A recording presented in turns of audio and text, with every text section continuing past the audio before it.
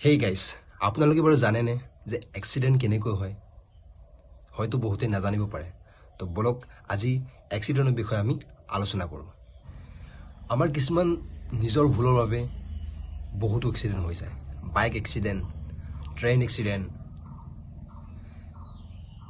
Air house অৰ্থাৎ ফ্লাইটৰ accident, তো বহুত কিবা এক্সিডেণ্ট হৈ যায়।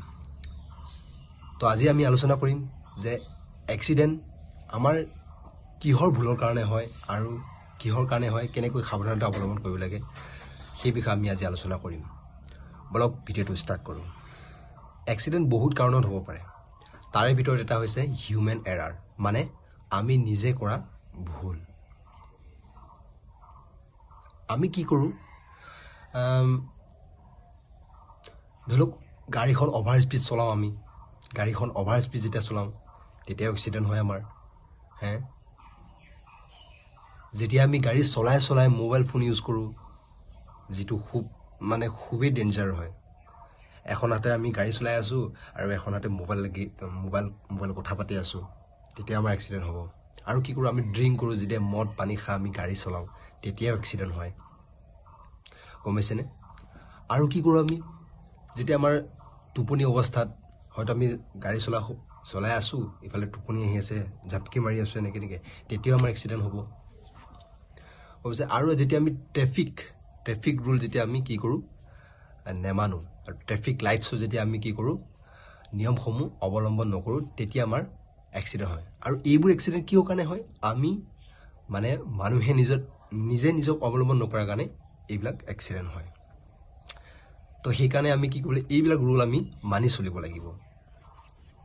আৰু এটা দ্বিতীয়তে হৈছে বেড কণ্ডিশ্যন ৰোড, মানে যেতিয়া এটা ৰাস্তাৰ বেয়া কণ্ডিশ্যনৰ ফলতো কি হয়, বহুত মানুহৰ এক্সিডেণ্ট হয়।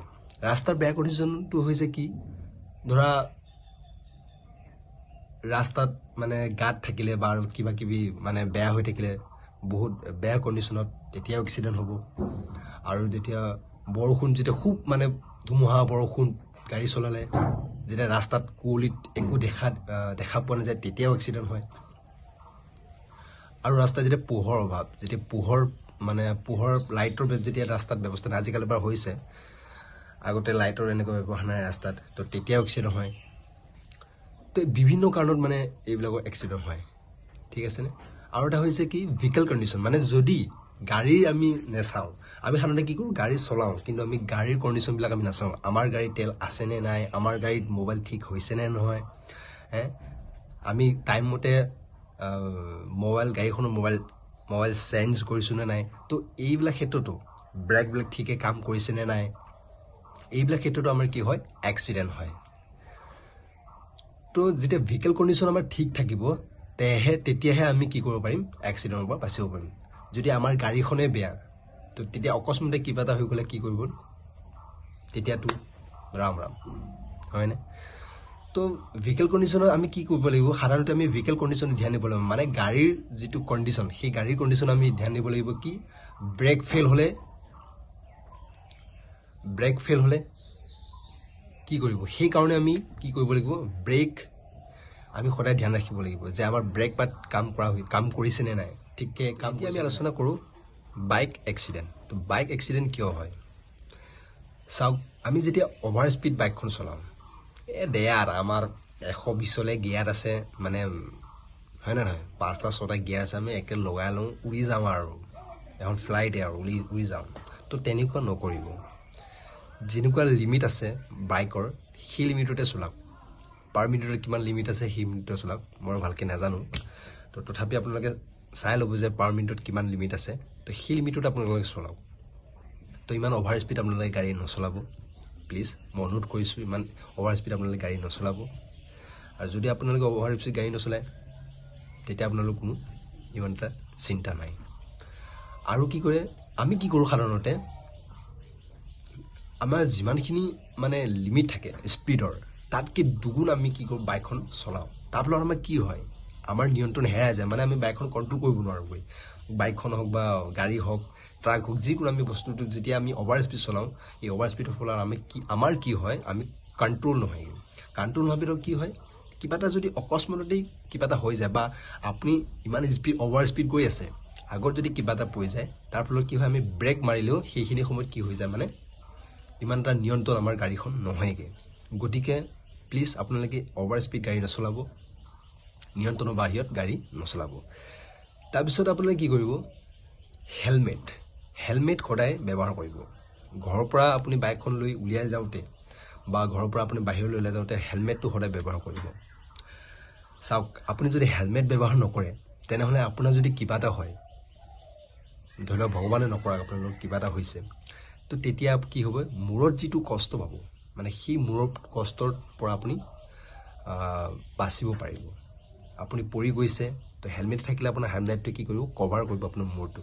গতিকে সেইকাৰণে কি কৰিব, আপুনি ঘৰৰ পৰা বাইকখন লৈ যাওঁতে বা বাহিৰলৈ ওলাই যাওঁতে হেলমেট সদায় পৰিধান কৰিব।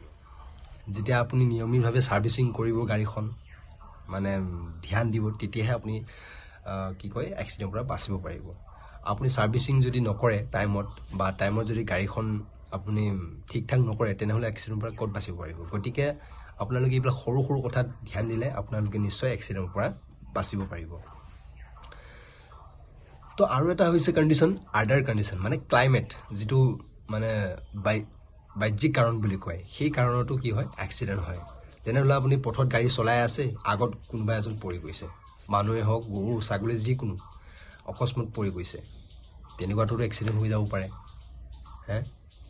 আৰু আপুনি গাড়ী চলাই গৈ আছে, হয় আপুনি ঠিকেই চলাইছে, কিন্তু আন চালক এজনে আপোনাক খুন্দিয়াই দিছে, আপুনি আগত চলাই গৈছে, পিছফালৰ পৰা আপোনাক খুন্দিয়াইছে, তেনেকুৱাতো আপোনালোকৰ এক্সিডেণ্ট হ'ব পাৰে। আৰু যেতিয়া আপুনি কি কয়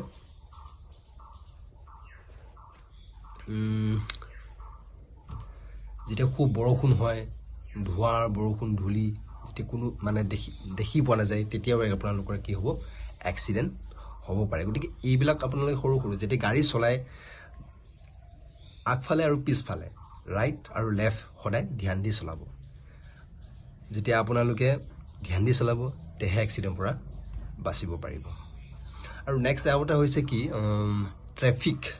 আমি সাধাৰণতে কি কৰোঁ, আমি মানে দেখা পাওঁ সদায় অহা যোৱা কৰি থাকোঁতে, সাধাৰণতে আমাৰ মানুহবিলাকে কি কৰে, ট্ৰেফিক ৰুলটো ইমান এটা মানি নচলে।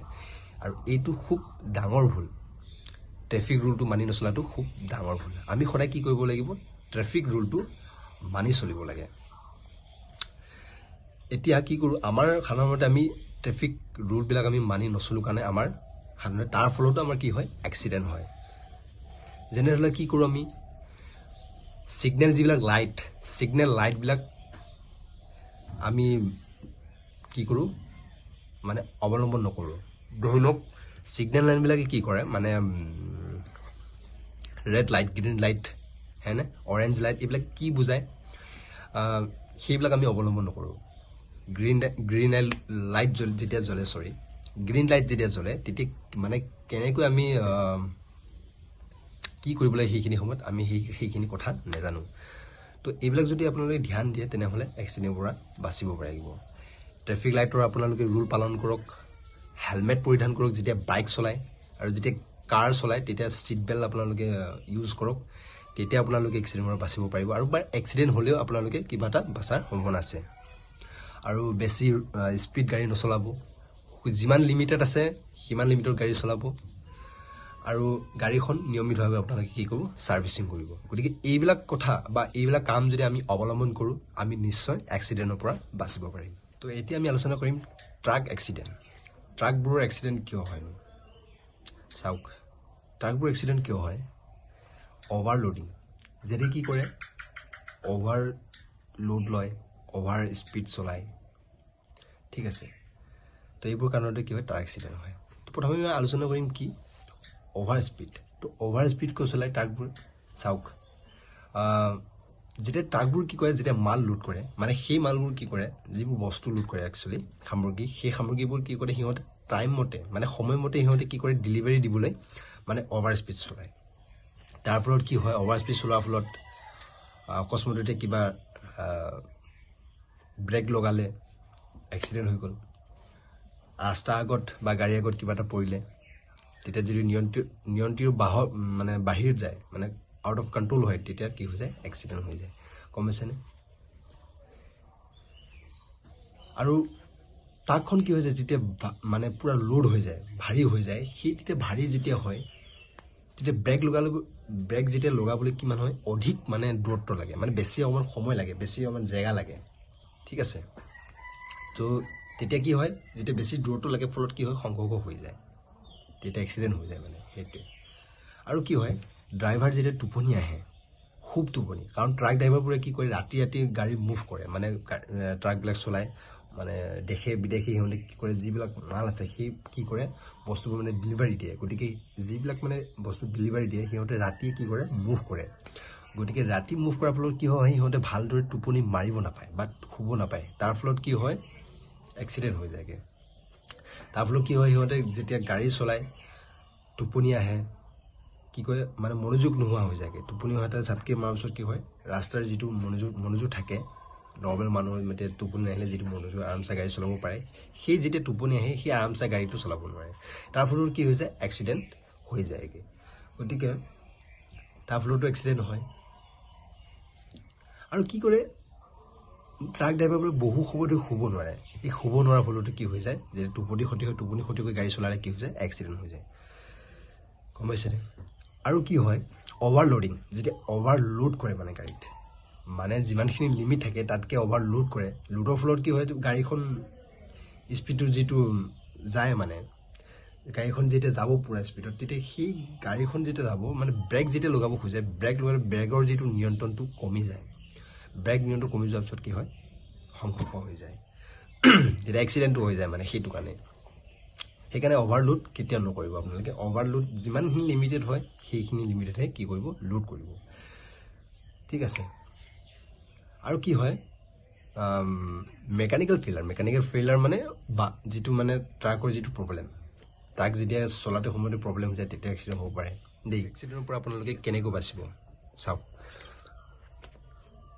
আপোনালোকে কি কৰিব, যিবিলাক ট্ৰাক ড্ৰাইভাৰ আছে, পৰ্যাপ্ত পৰিমাণে আপোনালোকে বিশ্ৰাম কৰি মানে আৰাম কৰিবলৈ চেষ্টা কৰিব, ঠিক আছে। কাৰণ আপোনালোকে ৰাতি গাড়ী মানে চলোৱা হয়, আপোনালোকৰ যিবিলাক সামগ্ৰী থাকে বা যিবিলাক বস্তু আপোনালোকে ডেলিভাৰী দিয়ে, সেইবোৰ ৰাতি আপোনালোকে কি কৰিব পাৰে, সময়মতে আপোনালোকক ডেলিভাৰী দিব লাগে, তাৰ ফলত আপোনালোকে দেশ বিদেশত কি কৰি ৰাতি আপোনালোকে কি কৰিব লাগে, ভ্ৰমণ কৰিব লাগে, বা দেশ বিদেশে আপোনালোকে গৈ ৰাতিও আপোনালোকে মুভ কৰিব লাগে। তো আপোনালোকে যিমান পাৰে, গম পাইছোঁ আপোনালোকে বহুত কষ্ট কৰে, কিন্তু আপোনালোকৰ সময় ইমান আৰাম কৰিবলৈ নাপায়, তথাপি আপোনালোকে যিমানখিনি সময় পাৰে আৰাম কৰিবলৈ বা বিশ্ৰাম কৰিবলৈ আপোনালোকে চেষ্টা কৰিব, ঠিক আছে। আৰু কি কৰিব, ট্ৰাকৰ যিবিলাক মেকানিকেল যিবিলাক পাৰ্টছ হয়, যিবিলাক মানে বেয়া হয়, সেই পাৰ্টছবিলাক আপোনালোকে নিয়মিত চেকআপ কৰিব, চাব যে মোৰ হেডলাইট, ইণ্ডিকেটৰ, ইঞ্জিন অইল আছেনে নাই, গতিকে এইখিনি সকলো বস্তু আপোনালোকে, টায়াৰ হাৱা আছেনে নাই, টায়াৰটো ঠিকে আছেনে নাই, গতিকে এইখিনি সকলোখিনি আপোনালোকে চেকআপ কৰি ল'ব। তাৰপিছতে তৃতীয়তে হৈছে, আপোনালোকে কি কৰিব পাৰে, যিটো অভাৰলোড, এই অভাৰলোডটোত নিষিদ্ধ কৰক, যিমানখিনি আপোনালোকে গাড়ীখনে যিমানখিনি লোড কৰিলে আপোনালোকৰ কণ্ট্ৰল হয়, সেইখিনি লোডহে কৰক, অভাৰলোড কেতিয়াও নচলাব। অভাৰলোড লৈ পেলাই গ'লে মানে কেতিয়াবা বহুত ঘটনা হৈ যায়, গতিকে আপোনালোকে যিমান পাৰে অভাৰলোড নকৰিব। তাৰপিছত তৃতীয় কথা কি হৈছে, GPS আপোনালোকৰ গাড়ীত লগাই লওক, বা কি কৰে আপোনালোকে স্পীড যিটো লিমিটৰ মিটাৰ আছে সেইটো লগাই লওক, তেতিয়া আপোনালোকে গম পাব যে মই কিমান স্পীডত গৈ আছোঁ, মই কিমান স্পীডত মই যাব লাগিব, বা কিমান স্পীডত গ'লে মোৰ কণ্ট্ৰল হ'ব, তো সেইখিনি আপোনালোকে কি কৰিব, গম পাব। আৰু যেতিয়া আপোনালোকে ট্ৰাক চলায় তেতিয়া কি কৰিব, ছিট বেল্ট ব্যৱহাৰ কৰিব, আৰু এটা হৈছে ব্লাইণ্ড স্পট মিৰৰ, এই মিৰৰখন আপোনালোকে কি কৰিব, ইউজ কৰিব। তো আৰু নেক্সট কি হৈছে যে আপোনালোকে বতৰ আৰু ৰাস্তাৰ অনুসৰি কি কৰিব, গতি নিয়ন্ত্ৰণ কৰিব। চাওক, আপোনালোকে বতৰটো চাই, ৰাস্তাৰ গতি নিয়ন্ত্ৰণটো চাই আপোনালোকে গাড়ী চলাই মুভ কৰিব। তো এইখিনি কথা আপোনালোকক জনালোঁ, যিখিনি মোৰ ইনফৰ্মেশ্যন মোৰ জনা আছিলে, মোৰ অভিজ্ঞতাৰ পৰা আপোনাখিনি ক'লোঁ। তো এইখিনি কথা আপোনালোকে যিখিনি কথা ক'লোঁ গোটেইখিনি আপোনালোকে যদি মনোযোগ দি শুনে, বা আপোনালোকে যদি এই কথাখিনি বা এই নিয়মখিনি অৱলম্বন কৰে, তেনেহ'লে আপোনালোকেও এক্সিডেণ্টৰ পৰা বাচিব পাৰিব। তো ভিডিঅ'টো কেনেকুৱা পালে কমেণ্ট কৰি জনাব, আৰু যদি ভিডিঅ'টো ভাল পালে তেনেহ'লে লাইক, শ্বেয়াৰ, কমেণ্ট কৰি দিব, আৰু মোৰ চেনেলটো ছাবস্ক্ৰাইব কৰিবলৈ নাপাহৰিব। আকৌ লগ পাম অন্য এটা ভিডিঅ'ৰ পৰা। এতিয়ালৈ বাই বাই।